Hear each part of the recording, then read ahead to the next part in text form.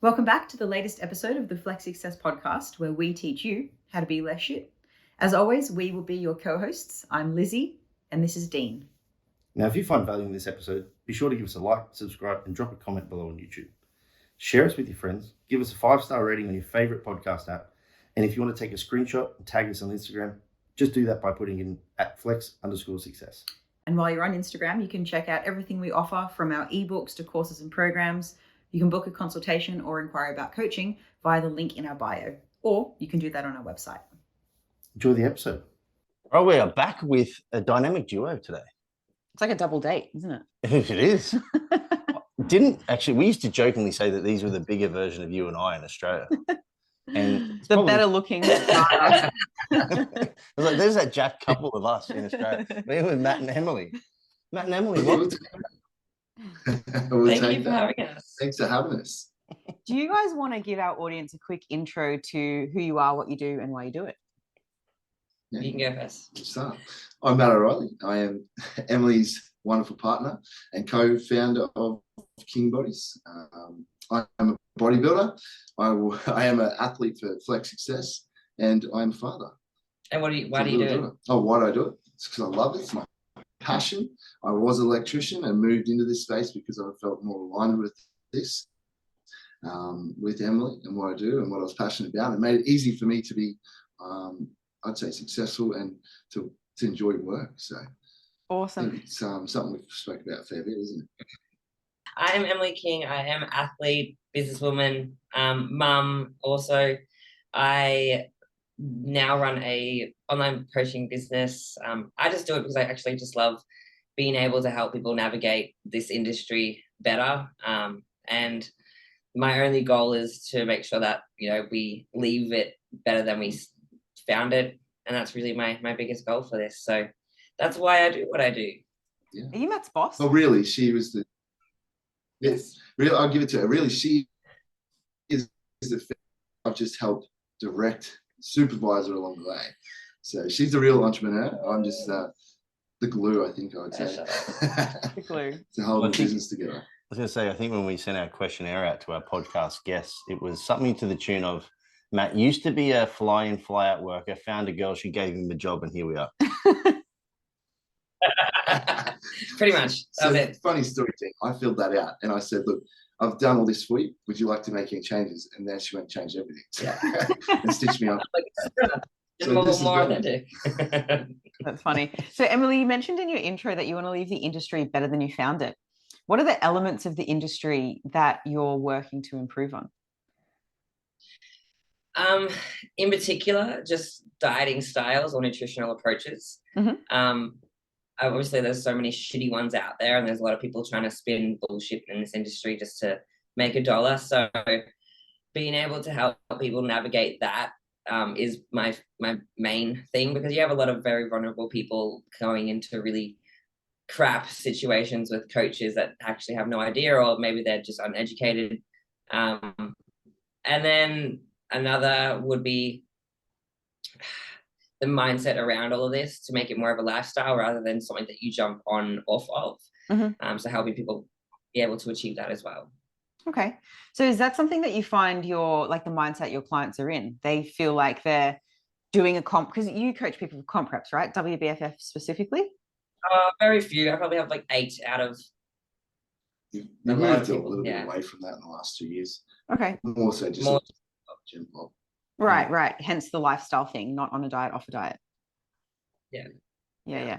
And so how do you find coaching Gen Pop versus people who are trying to get on stage to, win a trophy, be extreme, do extreme things? How does your coaching style differ between those two populations? It differs in the way that, I'm more strict on my athletes, obviously. I want them to be not only just doing well at tracking and making better lifestyle choices, but I want them to be optimizing and succeeding in that area. So I'm a lot more strict in terms of their nutritional numbers that they need to hit, or being in the gym. But the same thing kind of goes for both groups of people in terms of how they manage stress and sleep, and their approach to food in terms of choices and things like that. So the approach is just slightly different, the way that like they are more strict in the athlete camps than they are in the general population camp. Okay. Do the general population clientele that inquire with you have a sort of a disconnect between like what is necessary for them to do and then what they think is necessary, given that you're both competitive bodybuilders as well? Like they come to you thinking, oh, I have to do absolutely everything perfect, and there's a larger... I need to be like Matt and Emily. Yeah, pretty much. Yeah. Yeah, that's a really good question. I guess I get a lot of people come to me and their background is like, I have a pretty niche group of people that come to me. Usually they've tried everything. They've been with a lot of different coaches. They're probably like middle-aged. They're not young by any means. I have a few young, but very, very few. So like they usually come to me with that all or nothing mindset. A lot of people come to me with that, and they have no idea how to go out to dinner, or like if they go out to dinner, they're like, what can I have? They like their nutritional literacy, I guess, is really poor. So I actually have to dial them back a lot more to be like, this is, we need to look at this as like more of a balanced situation. And although I don't really love that word, but like we need to look at what we need to focus on at the moment is like calories are calories, but there's also better choices that we need to make with our calories rather than just, eating whatever and tracking that in. It's not about that, because a lot of people come to us with that kind of skewed view of macro tracking as well, that they can eat like anything they want just, to meet their numbers. So a lot of people are lacking in in vitamins and minerals and things like micronutrients. Yeah, 100%.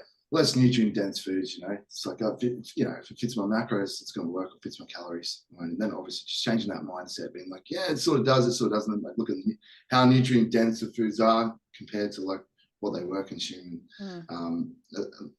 That's probably been the biggest thing I've found challenging the change when people come to us, or when they do start with, it's like, okay, here are our guidelines to work with. We've got like a course, we run them through a Podia course on what we expect our coaching.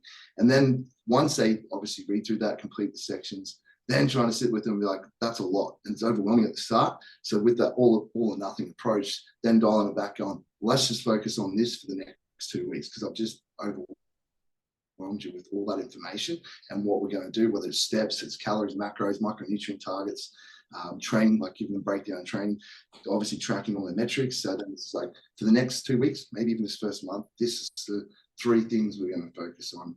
And then obviously we're going to make improvements along the way and get up to where all that information that you just read, get to that point of getting all that, ticking all the boxes, so to speak. Yeah, love it. I mean, so, you mentioned that people are focusing, just on their calories, or they're focusing just on food quality. We can think of like the magic being somewhere in the middle of the continuum between clean eating and macro tracking. It's like they both matter. It's not that one matters more than the other, because one's about health, not weight. One's about weight and not health. Like when we understand what to do, we can meet in the middle and have pizza occasionally, fit it within our macros, but still the bulk of it can be nutrient dense foods. Like we don't have to choose. What's that saying that Eugene loves from, what is it? Something about like understanding the rules, picking the parts that work for you, and then making it your own. Yeah, I'm totally butchering the saying, but anyways, the point applies. Hey, what was that, Matt? I said, we know what you're trying to say, and totally agree. Right. I don't think you're too far off. It's one thing I think you're missing. I got the gist of the saying. Yeah, it's not ringing a bell for me. But same with training, right? Like there's some people who are so meticulously tracking everything that they do. They don't consider how they feel. They only take proactive deloads. And then there's other people who just train to how they feel. If they're too tired that day, they won't do it. If, this is sore, but it's their bro, I'll just do legs instead. But the magic is somewhere in the middle. It's like we can program and have a plan, but still react based on injury or fatigue or stress or whatever. Yeah, well, it's that whole concept around rigidity is great, but it's even better when you understand that there's the opportunity for flexibility. Because, like that rigidity of routine is generally what drives the greatest results to a point. The rigidity of food and understanding that if you're like very accurate with macronutrient or food intake, it's great. But then just the sheer knowing that there's some flexible options there, I think, is where the person then becomes I suppose comfortable in knowing that they can do this sustainably. Maybe a good way to put it is having a framework. like the bones are there, but we can fill in the details later. Yeah, I think so. Do you guys struggle with clients who are really stuck on one end of the spectrum or the other to get them to meet in the middle? I would say a lot of the clients I work with, I don't have too much trouble. I don't work with a lot of females. There's a small amount of females I work with, usually girls that come to me for being handled. And he's saying that's the Is that a passive stab? Is that a passive stab? I don't. Yeah, it was. It was tried. But it's true. Like, I don't mean it by any means like that. He's saying anecdotally what he sees is this. Cool, it's not because they're females or not. It's Okay. just because I don't work with women anymore. Dean doesn't either. Yeah, we have a team of coaches under us, and usually that's when we're having our meetings. Their problems that we brought up will come to me, and I'm just like, I look at Emily going, I don't like, especially mindset around that sort of stuff. But I think like the people that Matt attracts more are people that are like really ready to work and they're ready to listen to what he's saying. So a lot of people that are in that kind of ready mindset, you have had a few people that just drop off because they obviously hear what he's saying, but just go, oh, I know better, or that doesn't sit with me well. So they usually last for a few weeks and then they very rarely does that happen, but it has happened. Yeah. It's just like, obviously reached out for me for my knowledge, my help, and then they're like trying to coach themselves. I'm like, what am I here for? If I'm saying one thing, it's just going one ear and out the other. And you just interesting getting those clients, isn't it? I think every coach gets a handful of them throughout their career. Man, I was talking to even Joe on the week. I spent the week with Joe Jeffrey, my old coach and our friend, and like the money that people are willing to pay for his coaching and do absolutely nothing is outrageous. Yeah. Like, it blows my mind. And he even says to them, like, why are you paying me this? And they're like, oh. See, I know some coaches who just give absolutely ridiculous plans, so impractical, such little food, such high training. And for those coaches, I'm like, well, I can understand why people aren't doing it because it's just impossible. But I know your coaching, Joe's coaching, our coaching, we were like, let's meet in the middle. What can you do? What is practical for you? We'll agree on something and they won't do it. So like, maybe you can go back to the drawing board, but there's just some people that I don't know what's up. Well, I think with a lot of these, like, problems exist for a long period of time because people aren't willing to truly change, right? And yet those same people still want to at least feel like they're doing something to change, or worst case, and probably less frequently, want people to have the perception that they're trying their best. You know, right? Like, I've tried everything. Yeah, I've got a coach. I'm doing the nutrition that they're suggesting. Only one day per week. You know, like, but you know, so I think there's a lot of that. Yeah, maybe. But I still have expectations. You know, like what they want to achieve. Like we're not going to achieve that. Yeah, and that it's is your fault. Yeah, exactly. And you feel like there's sometimes, like very rarely, sometimes when people don't get results and you're like, what is going on? And you know that it's their fault, but you're like, I don't want to have to. You ask the questions, they answer, and just like, this is not enough. Yeah, you know, like every body is different and people react in different ways, but we're still the same machine when we look under the hood. Like there are differences, sure, but calorie balance, training stimulus, sleep stress management, sleep recovery, you know, we're all human beings. So but the rate at which we see results is just going to change, you know. Say it again, Matt. The rate at which we see results is just going to differ from each individual. Right. Yeah, but the input still see yeah, for sure. I mean, there's value in somebody thinking that they're ready, and then when they get to the start line, realizing that they're not, and then, you know, communicating with their coach. This is really hard for me right now. Maybe we can move to a maintenance phase where perhaps I can set up my habits better so that I can be ready in the future. And that's the value in having coaches like us that have open communication, that are open to adjustments and flexibility, because then we can actually get people ready. They just might not realize that they're not. I think that's something so common. I've seen, obviously working together with Emily and some of her clients, just pulling them straight out of deficit. They're ready to go, they're ready to commit, and then within the first 3 to 4 weeks, obviously criteria or boxes aren't being ticked, and it's just like, I don't think you are. And honestly, I think that comes down to like, sometimes like I feel like social media like drives a lot of people to want to start a deficit, and then when they start it, they're like, this is actually not what I want, because their actions aren't in alignment with what they're trying to do. And like, they're just like, why am I dieting? I was like, I don't know, why are you dieting? Like, we need to figure out the why here. Like, we've swapped a lot of like changed so much over the last couple of years. So a lot of our clients are in maintenance and builds. Like a lot of people want to build when we're building, which is fantastic. So like we have not very few people in deficits, but like less than before, because people are going, do I actually need to do this? Is this appropriate for me? Like, well, they're spending like 12 weeks in the deficit, barely getting results.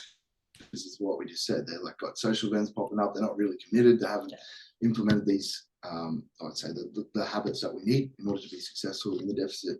So then it's just like, what are we doing? Wasting time, man. You're upset. It's creating a terrible relationship with food, or this trying to achieve fat loss when you're not actually ready to 100% commit. Yeah. So they're in a paper deficit, but not an actual one. yeah.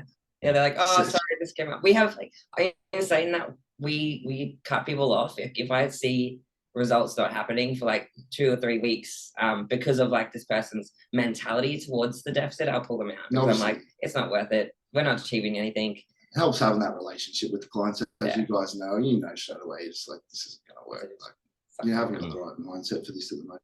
Let's change it. Let's move the goalpost. Yeah. So it's not about firing the client. It's about adjusting. Yeah. You didn't lose enough. Yeah, you're out. You suck. Shit before and after. Bye. So you're wasting my time. We're not going to get before and after. Get out of here. What phase are you guys in personally right now? Well, I'll start with that because I've just officially started contest prep. He's playing already. Dean, I'll tell you what, like, we should have done this a while ago. 3-4 days in, I'm hungry. Like I didn't want to say it to Emily, and I was like, yeah, I'm going to get in this. Let's get the ball rolling. And then like it was just training yesterday. I felt like a little bit flat, and she's like, "What?" And I'm like, "Bloody hungry. I don't want to say it out loud. I don't want to admit it, but I really am." I'm like, we could have done this a couple of times during this build phase just to reset my appetite within a week. Matt is notoriously I'm full. So Dean, if people didn't catch it before, Dean is Matt's coach. Yes, and Matt's officially now started contest prep for the IFBB at the end of the year, and he's notoriously full. Okay, so it's hard for you to get all your food in, isn't it? Yeah, and Dean's pushed me and he's pushing me. We've done well, and like Emily was saying, she's seen me give it a red hot crack, and I guess it's like, this is a change up we had this week. Whether it's like Emily said, the whole psychology of you've got a 22-week prep. Starting of the prep, I'm going to be hungry. That is more the driver. And we also pulled a chunk. Like I said, hey, dude. What's the deficit? Well, 30%? No, it wasn't so much of a percentage. If I normally would pull 1,500 calories out of a diet to get 1.5 kilos off, I pulled 2.5 out of Matt's. Okay. Because it was like, are you a slow responder? No, but I was like, while you're not hungry. Oh, okay. Let's make you hungry. Okay. I'm expecting him to be like 2-3 weeks. Very well. 2-3 weeks in, like, yeah, look, man, I could probably afford some more food now. 2-3 days. I honestly thought we'll get 2 or 3 weeks out of this. I'll show Dean, like, it's not going to be an issue after where we were at with my digestion. And like 4 days into it, just like, wow. But so I'm in contest prep.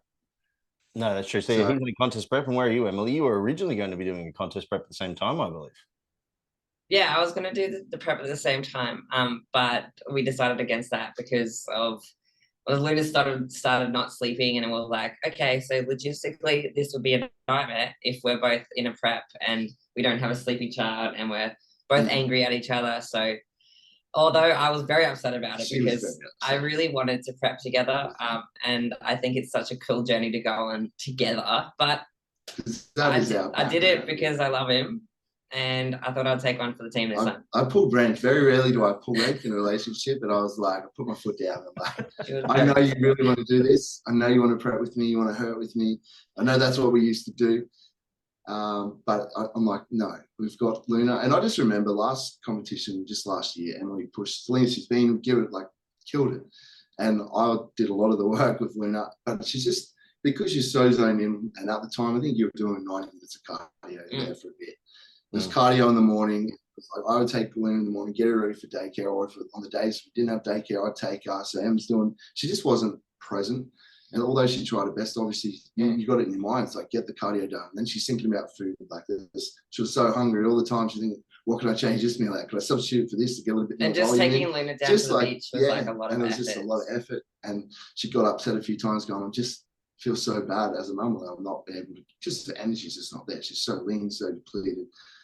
So I was we like, thought we we can't would do both be that. like that, you know? Like, imagine how that's going to go Yeah. for her. And on the weekends when you're so tired from not only the business, the training, the cardio, you get to the weekend and we've got 2 days with her and she's just full bull. And it's like, where one of us can sort of sit on the couch. If then we need to have a nap for 2 hours, I'd go to the park or the beach with her to get her out of the house, just so she could. So at the end of the day, it worked out in our favor because I'll start prep in November for April. Is it April? April, yeah. Yeah. So as Matt starts eating more, you'll start eating less. So you guys won't be able to go out to dinner together. There'll be about probably a 2 or 3 week phase, I reckon. Where they can eat we might together. sneak something in. Okay. Yeah.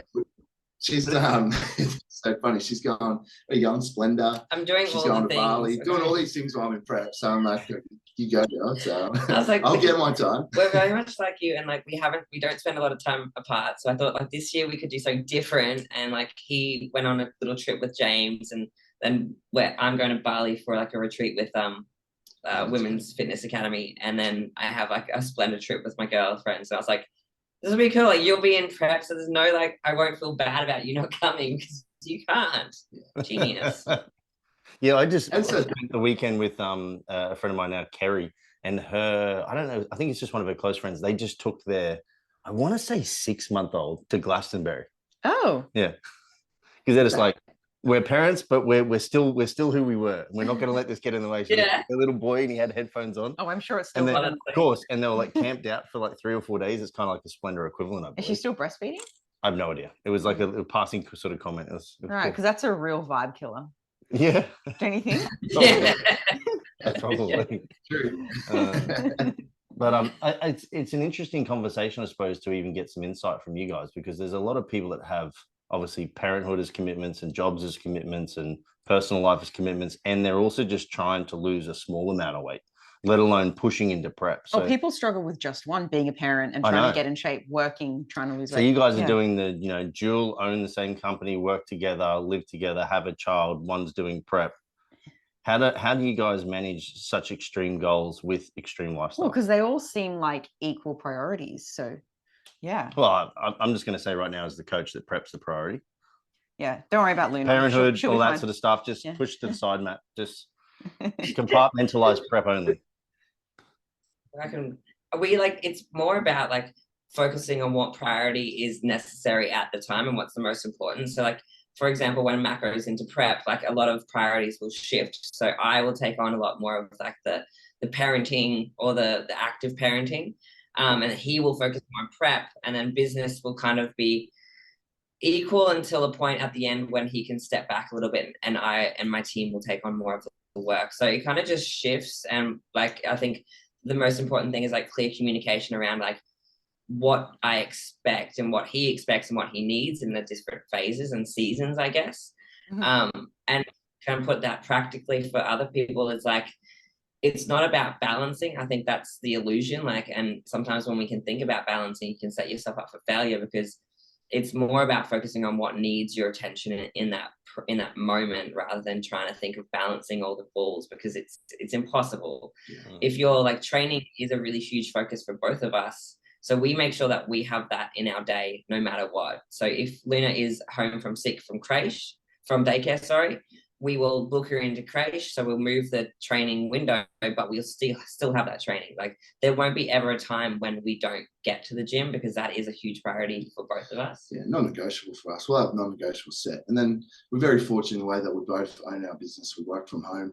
We have a team of coaches that work under us. If I need to delegate tasks, I can. Not everyone has the ability to do that. And then if Luna is sick, or what's happened to us, the daycare lady had COVID, so 4 days out of action, you're just like, there goes our whole week. So we've got her at home the whole week, so we just moved things around. We're able to adapt, and then it was just like, okay, we've got creche at our disposal, well, gym early to utilize. So I either train earlier than what I normally would, just so we can both train together and get that done, or I'll sit and punch out whatever work I can in the next 3 hours, while Em takes the early session, takes Luna to creche, is able to do that, and then get home.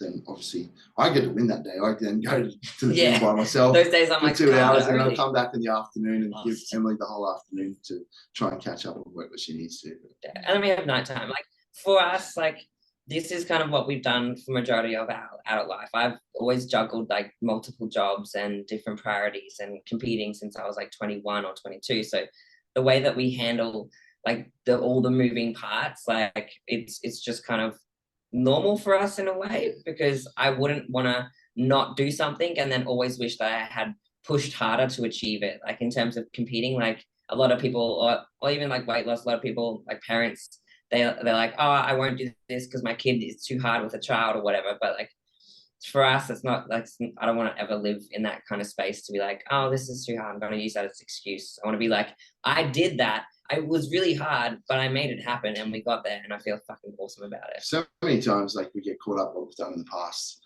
and people, I would say, just like friends, be like, man, how did you, and you stay like, they are intrigued, and they go, how did you do that? Like, how did you manage doing that? And to us, or to me, I'm just like, what do you mean? Just did this, did this, did this. And then when they break it down and that feels so like out of touch for them, or extreme for them, I'm like, and you look back on it like, wow, I did manage. Yeah, maybe it was a lot. Maybe that was a lot. Like, how was I functioning off 4 hours sleep? Yeah. Oh, and then still getting lean to win a show. Like, yeah, obviously there's drugs in play, but it's still like what you're capable of. When I was working away in the mines and stuff, like doing the hours I was and competing, trying to getting ready for the world championships and stuff, getting back to the camp, smashing my gym session out, then only to working a small window before they shut the kitchen, because then if I didn't get my meats, my chicken breasts for the next day for work, I was stuck with eating like processed foods like ham and whatever's left in the crib, not the crib, but in the mess food in the mess hall where the food is in the mornings, like meat pies, boiled eggs, ham, and all the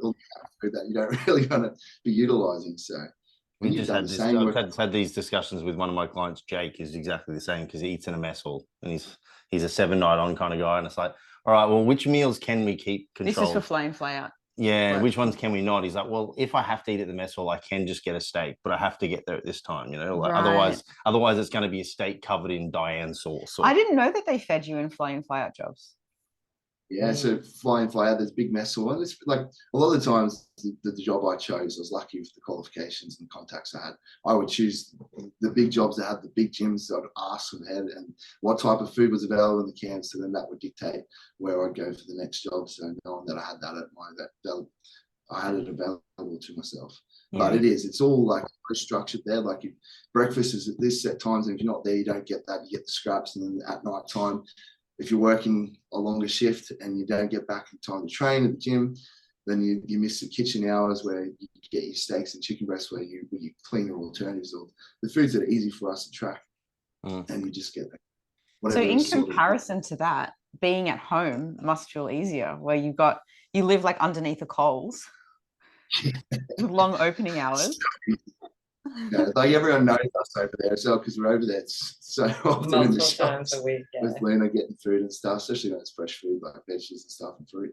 Yeah, I think you came back from a job one time, and it was like after Worlds, and you're like, I don't want to go back out there. And he was constantly getting sick too. It was like, it was super inflamed all the time. Like, it was not a healthy place for him to be. So like, then you just started working for me. I did. I finished.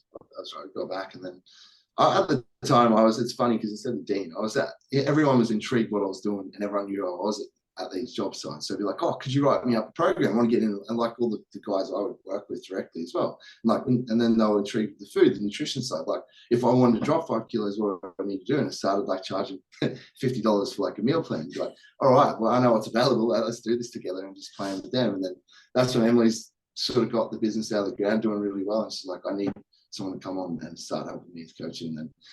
And could have been FIFO structuring. FIFO Fitness, I love it. I know, right?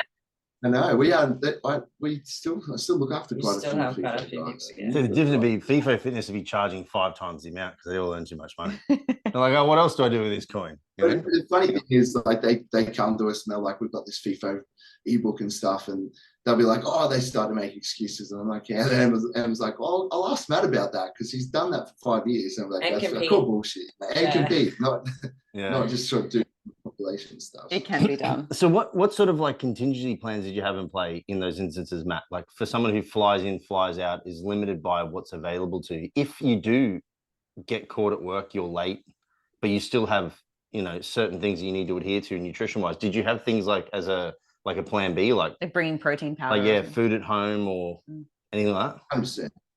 I always made sure I had whey protein at my disposal all the time. I took cans of tuna. I took nuts for like better source of fats. I took rice cakes. I took, even sometimes I'd even feel like I'd take big bag each time traveling, just like the packets of rice. If I needed to get my own rice, if we got stuck, or they, for some reason, the kitchen didn't have any rice prepared. So I always had backups there. Even like back then, I was consuming. They stopped making it. Lowen's was the brand. Lowen's, they were called rice flakes. Yep. Because I couldn't eat. So that was my alternative to oats. I'd bring bags and bags of that back to the camp and be having like that with whey protein and like frozen mixed berries. That I had a supervisor as well. It's just when you get there, I'd know who was there. I've always had, most of the time I get on them jobs because I knew the supervisor. The supervisor would have access to trucks. They would get to go into town, and they'd usually be like some sort of IGA. And I'd give them some money, like, can you get me some frozen mixed berries? And I'd have them stored in my little bar fridge in my room where everyone else had alcohol. I had frozen mixed berries and almond milk and whatever in there. Chicken breast from the kitchen that I was taking, even to the point where a lot of people started to try and take hot food, so your steaks and chicken breast from the kitchen, and obviously that was a liability for the camp that people get food poisoning, so they put a big stamp on it, and they'd have security checking you. So then I got back home from R&R. I went straight to the doctor, and I was obviously the doctor we work with. And I've known him like, mate, I need you to write up a certificate, told him the situation that I will not eat the processed shit they have available for obviously bodybuilding. And he wrote it, said, due to my dietary requirements for what I do, he can't get. So I took that back to the management, and they're like, yep, that's fine. And then people started to be like, how is he getting chicken breast? And I'm like, stop. There's doctor certificate. Who gets a doctor certificate for chicken breast? Like, that's, it's amazing. A painkiller. That is so funny. This is the thing, right? Where there's a will, there's a way. Absolutely. There was hoops. You just had to jump through them. You had to play the game. And obviously I was willing to do that. And then, like, if it did happen, Dean, so I tell other people as well, our clients are FIFO workers, and like at the end of the day, if something went wrong, I'd just be like, okay, what do I have access to? It'd be like, just focus on meeting best I can, calories and protein would be my whatever micronutrients you could get hold of. But even then, sometimes the micronutrients it'd be days where you just get in there going, where's all the fruit? And like, if you got out of bed, say for example, you slept through alarm, I'd always make sure I got up pretty early, so I'd get there and pick all the good stuff before. A lot of guys would sleep just the half an hour before the buses leave. They'd go in and grab some bacon and eggs in like a little container and just get the dregs. They'd be like smashed or old fruit there trying to grab that. So you get up early, have a shower, take your time, have a coffee, waiting for the bus. So you're stopped with food. Yeah, we used to joke about it. I've only asked this question so that if Matt ever comes at me with excuse for the next 20 odd weeks, I'm like, you live at home. Yeah, Matt, you live under a house. Go across the road and get the food. Stop thinking. Absolutely. And like, Matt, those things that you did, bringing food with you, getting up early, getting the doctor certificate, some people might be like, wow, that's so much effort, but really, is it? Like, you just visited the doctor, you just brought food with you. Like, it's awesome that you did that, and I'm not minimizing it, but I'm just saying that, like, these little things, people seem to blow out of proportion. Like, I couldn't ever do that. Like, really? You can't go to the doctor? You can't put food in your bag? You can't get up a little bit earlier? Like, little things can go such a huge way. Just a bit of organization, a bit of planning, a bit of effort. Well, a little bit more work there made less work later too. Yeah, that's true. That's the other thing too, is this trade-off, is that he's now mentally not preoccupied with it. Yeah, at the time I didn't even see it like that though. It was just like, I've got a problem, this is a solution, like, this is what I do in order to achieve what I want to achieve. Like, when you're locked on to a goal, like, my actions in line with the goal, I could have made excuses going, oh, that's it, can't get any chicken breast. I'm going to eat pies. Yeah, this is it, I'm not going to compete, do this show. It's been taken away from me. I've just pictured Matt getting a pie, taking the lid off it, tipping the mince out, rinsing it underwater, putting it through a pot. Like, how else can I get the fat off this? What would be left in a mince pie if you did that? Oh, so I'm not sure if you guys have read our post. When was it? A while ago now. We were talking about how you can defat beef mince. So we only like to eat 95% fat-free mince. And, occasionally it's sold out at the supermarket. We can only find 10 or 15% fat mince. And so you can cook it and then pour hot water over it and get rid of some of the fat. And you can get rid of like 20% of the fat. Well, you get rid of about 20% on the cook alone, and then you can get rid of about another 30% on top of that from rinsing. Yeah. So it works out pretty good. You can make like 10% fat mince, essentially 5% by the end of it. It's just a little bit bland. Yeah, it's a bit gross pouring hot water. But that's when you use that again. So like this, people would be like, oh, but that's gross. Well, okay, so just don't eat that by itself. That's when you put that in a bolognese sauce, like you know no better. Yeah. Which is what we were doing in Portugal at the time. They don't offer it. Yeah.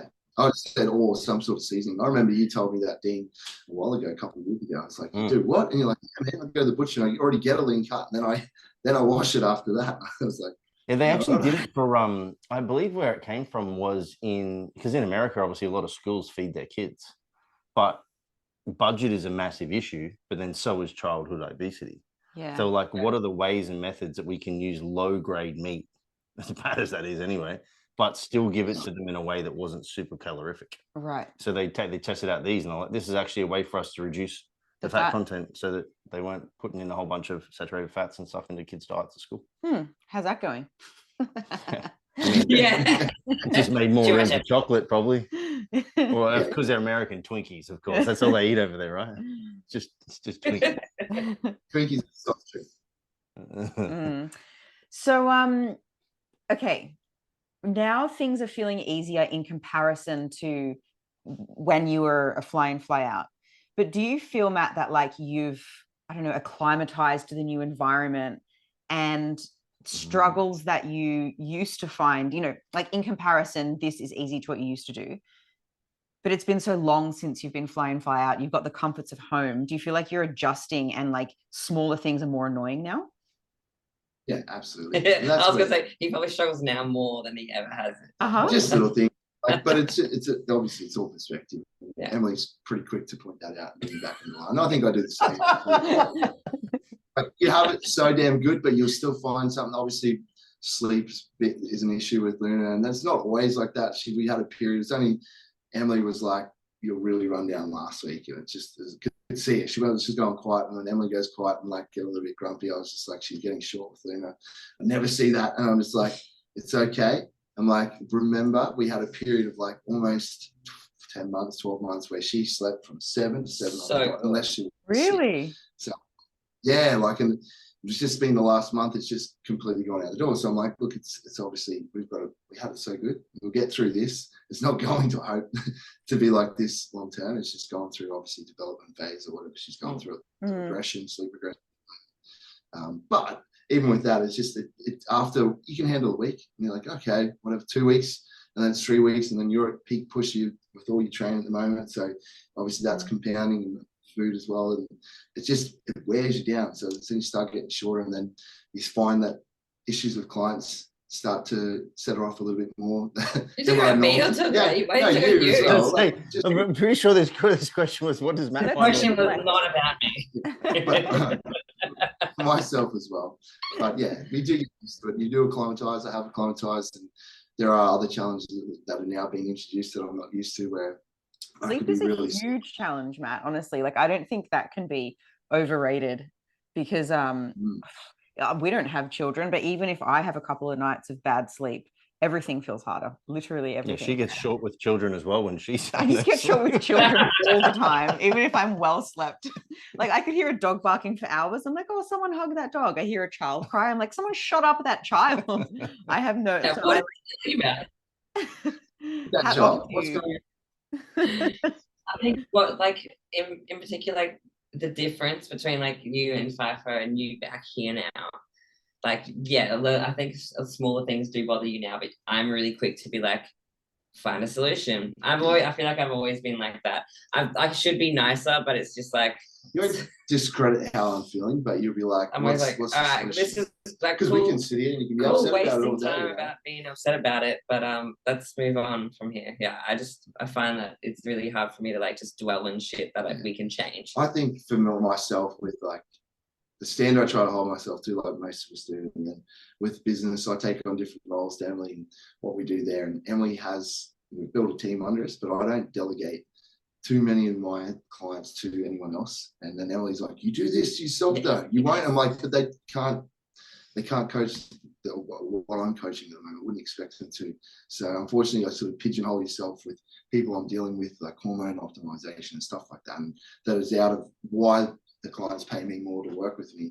So I'm like, Emily, I just can't hand them over. I can't even hand some over to you sometimes. Like, yeah, so, but I can only we blame do this to myself. ourselves. Yeah, I do it to myself, And Dean, we spoke about that recently, like, in terms of like business, obviously you want to be successful, then at the same time you want to be successful at prep. So we've actually just spoke about that last week after talking to Dean's like, right, I'm at cap.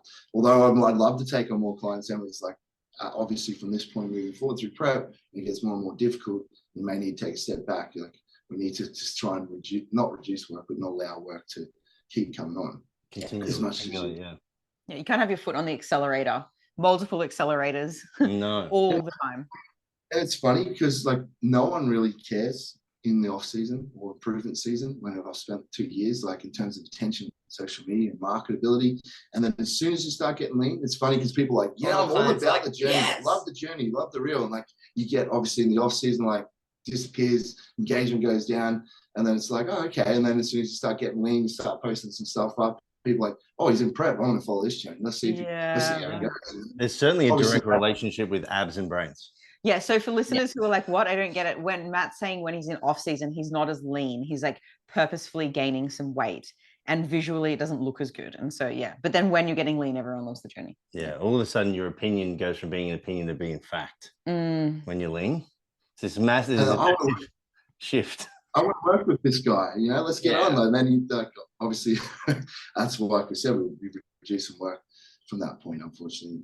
I think we're pretty happy with where we're at with business as well. Yeah. I pre-Luna, I was like, we need all the clients and we need to build this team and build this empire. And like after Luna, I'm like, we're good just cruising enough to like pay bills and travel, and that's about it. The quality of the service. And make sure the quality, the service is there. Because like I have 2 girls that work under me with just general population, not just with general population clients. So I'm really lucky to have people to delegate to a lot of the time, but it's which helped for your last prep as well. 100%. I was like, I'm off today, no work for me. My brain wasn't working, so yeah. You know how you were saying, Emily, before that like the idea of balance is bullshit. It's about like focusing your effort on a priority at a time. If you were to, because just before you were saying like, oh, in the beginning I was like, we'll build this huge empire, tons of clients, loads of people under us.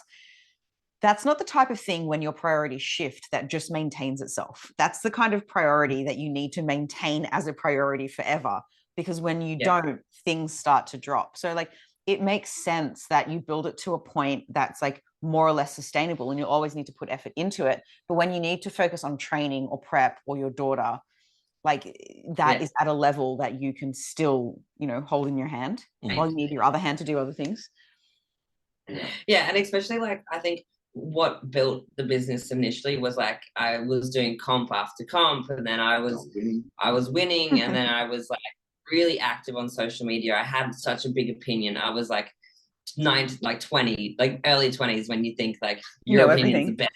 Yeah, exactly. So, like I just boomed at that point in time, and then having Luna and having like just being able to step back from social media, I've definitely noticed like we just kind of plateau. But I'm also not mad about it, because I'm not just constantly on socials all the time, although I'm still on there a lot.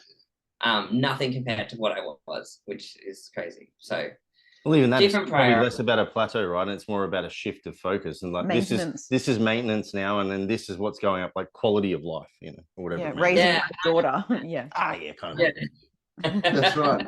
And like being able to step back, and she's going to teach for a week in Bali, and for us to do a couple more roles, one in New Zealand, one in Thailand.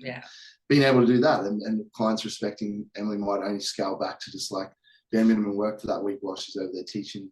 And they expect it. Like I honestly, I'm really strict with the clients that come on. Like they know that I'm an athlete. They know that I'm a mum. So if I have clients that are really like, why didn't you get back to me? Like I never do, because I kind of set really big boundaries around that. Like if I'm sick, I'm sick. Luna's sick. You'll be dealing with Steph or Kira, and that's got to be okay. Because I had a lot of 24/7 access. Yeah, I love that classic line. I'm available. We have made that mistake. 100%. It's such a red flag, because a coach that is available to their clients 24/7 is a coach that will inevitably burn out, and their service quality is going to drop. because we only have so much gas in the tank. I was going to say steam in the tank, gas in the tank. They need to sleep, they need to train, they need to take care of their own mental health, laundry, like shower. There's like, you can't be available all the time. And we teach people how to treat us. And if we set the standards with our clients that like you can expect a text back from me any time of the day, then when you stop doing those things, like that's when people are like, whoa, you don't care about me anymore. But I think if we set boundaries from the beginning and teach people how to treat us from the beginning, then that's the standard we've set. So like I think literally probably every single coach has made that mistake and learned from it. But if that's like one thing I could have told myself in year one, that's what I would point out. Yeah. And I think it's sometimes a lot of times it comes back to like that people pleasing mentality that you know I've had to grow out of and heal from. You're the same. Like you're like, oh, I need to do more, or like go over and beyond, you know, sometimes, and it's like boundaries, babe, boundaries. You've done more than enough. Give less. Yeah, give less. Like you're not paying enough for that, and it's like and it does. It ends up where I'm doing that, something else is being sacrificed, or I'm essentially burning myself out. I think it stems from like the fear of someone saying that you aren't doing enough. Sometimes less is more as well, though. Like if you give a client like 2 or 3 clear instructions, they can remember that. If you're doing too much, you're kind of taking away their problem solving skills, you're diluting the focus points. That's it. They just constantly rely upon you to answer for them. Yeah, they're not building their own problem zero critical thinking skills. Yeah. I could only butter one side of my toast. What do I do with the other side? We've caused that. Yeah, exactly right. Do I count the crust on this toast, or do I cut it off? What do you mean you're not going to tell me? You've done that for the last 6 months. You're not now. Can't work this out. Yeah, totally. Now, guys, we're gonna ask you how to be less shit tip. Now, from everything we've spoken about today, you know what? It doesn't have to be that. What would be the take-home point for our listeners? How could they be less shit? Okay, so like coming from maybe I'm speaking to like mums or parents and people that are wanting to achieve goals. Like, don't limit yourself to what you can achieve. As humans, we can do a lot of things and do a lot of things really well. So just because Susie down the road sucked at, you know, losing weight with her child doesn't mean that you're going to do it either. Have a clear goal, have a clear process, have a clear routine, and just stick to it and see what you can achieve. Yeah. Nice. Yeah. I was going to keep it pretty simple. My be less shit tip is start acting. Actions speak louder than words. I think a lot of people, and I see it so often, you know, talk a big game, are willing to just act on it and just do it. So if instead of like how often have we seen people just talk about it? Like there's one person in particular we've talked about it. Like, I'm going to do this, I'm going to do that, I'm going to do that. I'm just like, that's my brother. We'll wait till after the recording stops for that conversation. If you just started, you would be so far ahead. You'd be probably successful, but last 2 years you've talked about these great ideas and never acted on something. So I guess that would tie in with having confidence in your own ability as well. Could I summarize that with shut the fuck up and do it? Yeah. Matt was like, this is a quick one, but it is crazy though how much time you can like look back on something. You're like, I remember that time I was like going to start learning Spanish. Fuck, that was 2 years ago. Yeah. Oh, whoops. Yeah, and they're still talking about it. So,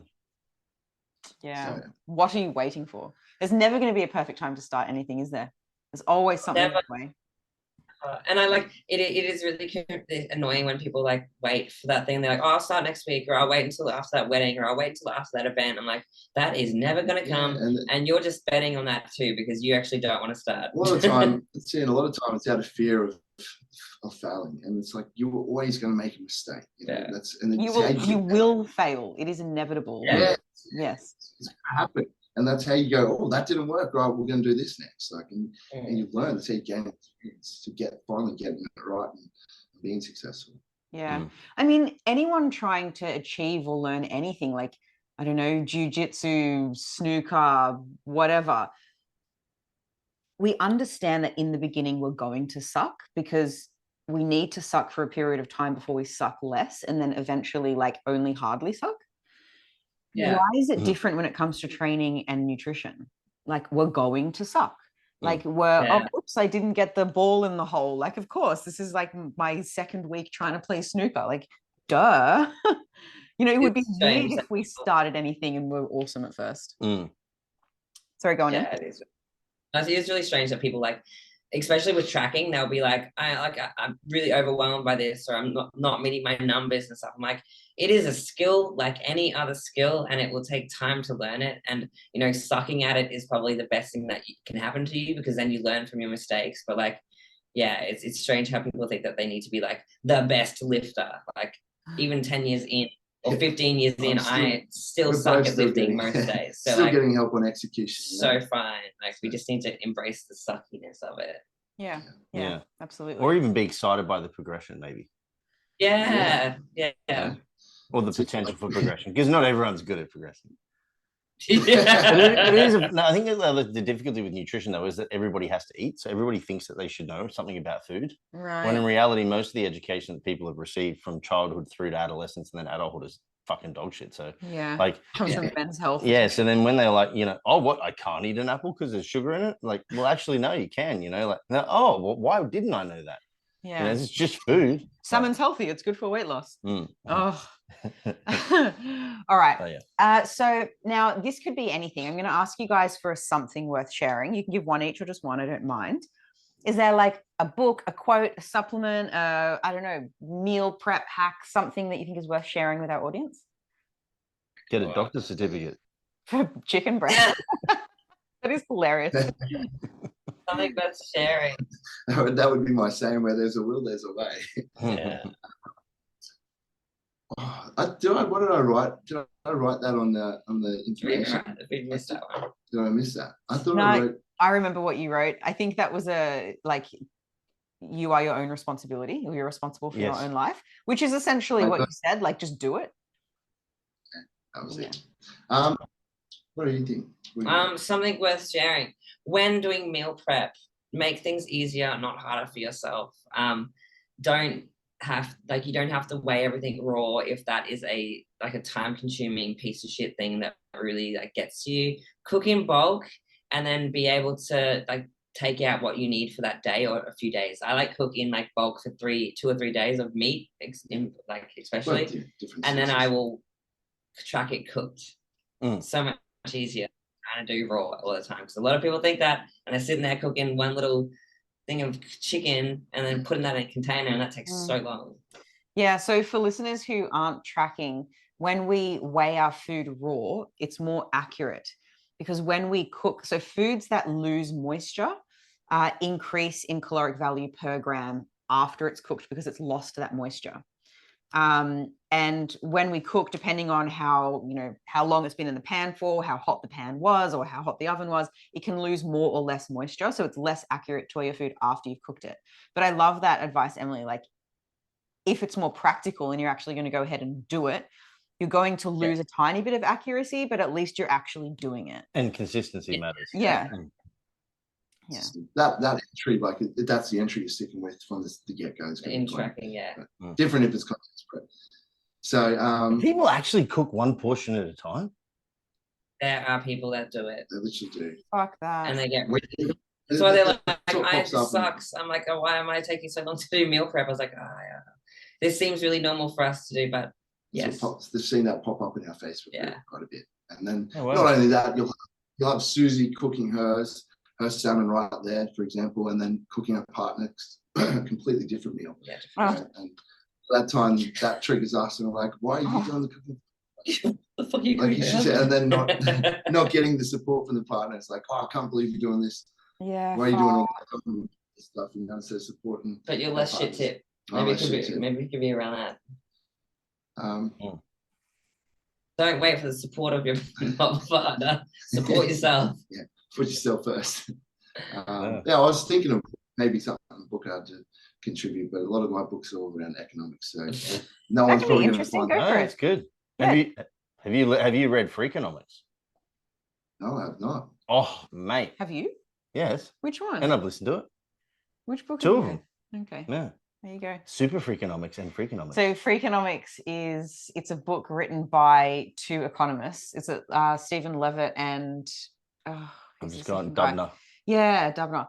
And they also have a podcast as well. So they talk about like the economics of everyday life, like why drug dealers still live with their mum, why suicide bombers should get life insurance. Like it's very like normal, everyday, like random questions answered through an economic lens. It's very interesting. And crime rates and abortion being related. Yeah. That was one of their biggest ones, was like as abortions, was it went up? Okay, so it goes like this, super off the fitness topic, but it's very interesting.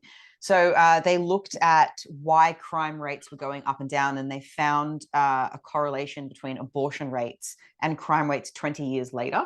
So when women have access to abortions, they're typically giving up children that have high unwantedness, quote unquote. So they didn't want the children for whatever reason. But when women don't have access to abortions, they're forced to have children that they don't want or can't support. And these children are more likely to be criminals. Yeah, 20 years later. 20 years later. Yeah. So when unwantedness went down because abortions were going up, there were just less criminals. It's very, very interesting. That is really What's your economic book? No, Ray Dalio is The Changing World Order. So mine's more based around like finance and stuff like that. And it's just when was the last time you read it though? Well, I don't actually. If we're going to be technical, I don't read it. It's Audible. So that's what I was. It counts. And just looking, in order to predict the future, we need to understand the past. And he just pretty much looks at what's happened in the past and finds patterns and how we can predict the future in terms of markets and where we're going. And at the moment, with I don't know, this is probably going to bore people with China and Russia and how they're moving away from the West and how that's going to affect. So how you can position yourself accordingly with what he thinks is going to happen based off the history. So yeah, it's not really anything to do with it. Huh? What was his name, sorry? Ray Dalio. Yeah, cool. We'll link the book in the show notes for anyone who wants to check out the book. Changing World Order. It's pretty relevant to what's going on right now. Is it dry or is it interesting? Well, it depends what you're interested in, I guess. Okay. Yeah, like Emily hates it whenever I talk about anything like that. I'm just like, I don't want to know about the future. I want to live here and not worry about it. She's like, I'm not concerned what's going on. Not worrying about. And I get excited wanting to talk to her about zombie apocalypses and crashing markets. I don't care. Well, I think it sounds interesting. Now, final question. Would you rather? Oh, yes. Oh, okay. Would you rather? I'll give you one each. So who's having the hardest time with Luna's shitty sleep patterns right now? They're going to look at each other. I would say generally, like, it's probably me when anything pops up, because I'll just be like, what's wrong? Let's fix it. And Emily's like very being mum, very Matt, like patient. This is at you then. You're first. Would you rather Luna be a shitty sleeper, like her current phase, for the next 16 months? Oh, I was going to say 5 years. No, that's a long time of shit sleep.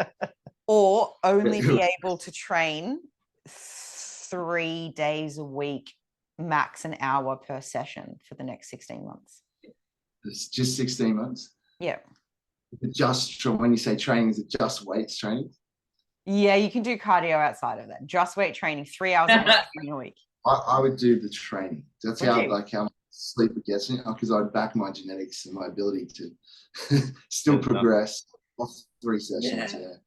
That sleep, just honestly. 3 sessions a week over, and he's picking more so than sleep. It's probably a smart choice.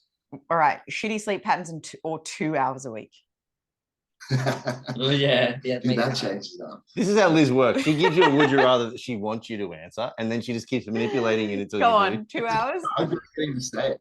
I would probably lose my relationship off the sleep as well, you know, over 16-month period. So I'd have to take the 2 training days. Yeah.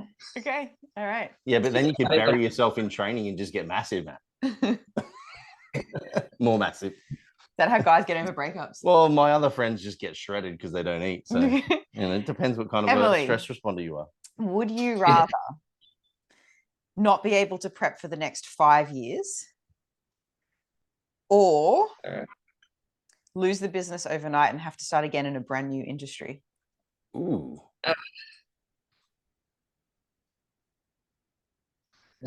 Questions. Would I be guaranteed to start again? Like, or would it be like a slog? In terms of success? Yeah. It's unknown. It's unknown. I don't know. Unknown. Okay. I would probably. It's easy, man. That's a hard one for me. You wouldn't compete for 5 years. Yeah, I just probably wouldn't compete. No. Yeah. You do enjoy the challenge of doing something. I do, and I like the main thing about business is building the business. So I do love it, and I know that I can do it because I've done it before. But like in a different field. What industry would it be in? I wonder. I reckon I'd move into like the beauty space because I feel like there's a lot of growth in that sector. Yeah, you become like a cosmetic tattooist or something like that. There's enough women on Gold Coast making bank on that though. Fix up my fucked up lips. Laser. We both, laser, an easy one. We've both been having lasers recently, and it's just like bang for buck how quick it is. What are you getting removed? I've got tattoo down there that I've had on my hip. He's got his ex's. My ex fiance, which is like back in like. What is it though? Is it a name or is it initial or? Initials. And it's always been there. You can't see. Emily's never had an issue with it. I'm like, I'll get rid of it one day. She's like, yeah, whatever, I don't really care. And then she's just like, hey, I'm going to get laser on this tattoo. Tattoo on my hip. First one she got, she didn't like. I'm like, why have you not booked me in? Like, if you're going, I'll get rid of this. Has it completely gone? No, it's like kind of like really like faded looking. It's like 3 sessions in. It takes a while. So it can take up sessions to break it down. So Matt, I hear your initials story and I raise you this story. I have my ex's full name first and last on my back. I got it removed mainly. Yeah. But look, in my defense, it wasn't entirely voluntary. I'm gonna say it wasn't out of love either. It wasn't out of love. We had a fight. He was really abusive and like he was like, get it done. And I was like, well, fuck, I don't want to die. So I'll get it. So that's my excuse. just casually throw that out there. I wish my excuse was that good, but no, she got my initials done, and I was like, I felt obliged to do it. We were engaged to get married, and then I stupidly did it, and I've had it there for years. My one rule with tattoos is never get a partner's or like even if that's just never been on my radar. So it's happened to so many people I know, and they've got like they've broken up or something. Like I'm like an idiot. I have another client who's had a cover up put over a name on, and it was the same. I was like, so what's the deal with this tattoo on your leg? Like, tell me about it. I thought it was related to a nickname that he actually uses. And then he's like, and then his missus just looks at me and goes, he had his ex's name on it. I was like, oh my God. I never had that. Thank God. No, you only have these 2 tattoos, don't you? Mm-hmm. I do a Lee Priest and just get them removed and then put back on. Yeah, he did that, didn't he? Do you know that? He got his face one removed and then put back on because he said to his missus something. She said, I used to love that tattoo. He's like, oh, did you? So he just went and had it completely redone. All over his face. We saw him on the weekend. So on the weekend, I got told that story, and it did look really fresh. And apparently, someone else had it, and he's like, "I don't like that tattoo." That was the reason. Like, someone else had it, and he removed it. And his wife said, "I really like to say freshly done." No. That's love. He is a cartoon character. Yeah. In all facets of life. It's funny. Well, guys. Sorry. What was that, Matt? I was going to say, at the expo, he was there, and like he still had one of the biggest lines, like all these other people there that people found Lee more interesting to line up and see, which was good to see. Someone who's, is at his peak of bodybuilding. When was it? Back in the 90s, Dean? 90s, yeah. So like his forearms are like, he's literally a cartoon character in regards to his personality, the way he talks, his face tattoos, and then even his muscularity. Like you look at his forearms and his brachioradialis goes at some wacky angle that it looks like someone's just gone and filled it up with a bunch of stuff. And it's like, are they real? And that's just him normally. But then you look at him, he was 17 and he was an absolute freak. That too. Yeah, just I was biceps. Looks like he's I've never seen anything like him in person where I just thought, whoa, what is this? Like just cartoon. And he was super nice, Weird man though. There's a lot of characters in the industry, isn't there? Yeah, big personalities. I don't think many beat Lee, to be honest. He may be one of the most unique individuals. Ronnie Coleman's Kai Green's odd. Oh, yes. Yeah, but he's oddly secretive too, though. Whereas Lee's like, yeah, sure, I've let a man suck my penis once before, because why not? And like, it's perfectly okay with telling people that. Like, on a podcast, and he's small, black and blue. Just laughed about it. He's Oh, like, and "It's then not gay." his missus wanted to stab him mid-session. Like she wanted him to stab her a little bit and draw blood, and like he doesn't care. He's Look, doesn't again cartoon character. an open book. That's great. Now, Matt and Emily, if people wanted to get in touch with you, how could they find you? Just socials. Mine is Emily_Kingbodies, and Matt. Mine's Matt O'Reilly _Kingbodies. Pretty simple one too. Social is probably most of our traffic all by email. Or not email. Yeah, you go. You can go to the email on our website. Website's just kingbodies.com as well. Easy. Well, thank you for coming on and having a chat, guys. It was awesome. And, Thank you for having us. it's been a pleasure.